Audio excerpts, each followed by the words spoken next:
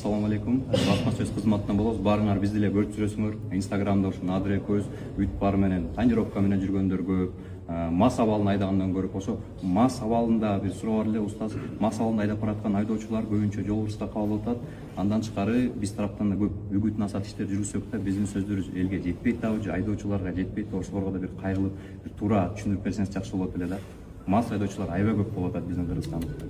Андар ошого бир катуураак мыйзам кабыл алыш керек.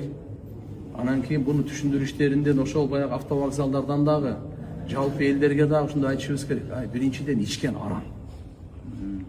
Ошо ичкен арам болуп, анысы экинчи эми чоң күнөөсүн карап тур. Аны машинеге отуруп алган, бул дагы арам. Ал ошондой болуп бирөөнү уруп кетсе, же болбосо өзү Кудай сактасын кырсыктап калса, же болбосо отуруп алган балдары менен же болбосо жанында бир таксовать этип атабы же жөнөкөй эле адамдарды отургузуп алардын өмүрүнө дагы кыя турган болсо, ушунун баарына кыямат күнү жол берет. Ошондо мен жеке өзүмдөн айтам, кичине иш-чараларды мындай түшүндүрүү иштерин күчөтүп туруп элечи, ким мас абалында эгерде отура турган болсо, аны өмүр бою ал машина айдаганда токтотуп эле коюш керек. Очойтуп туруп штрафты бериш керек. Себеп ал өзүн аябаган, өзүнө ырайым кылбаган, өзүнө жакшылык каалабаган, ошол жердеги пассажирлерге жакшылык каалайт. Ошо мас абал менен ошентип кетип анан кийин кызылдан өтүп барып сүзүп атат. Ол нар жактагы остановкада тургандарды барып сүзүп атат. Ушулардын баарынан кетип атат да.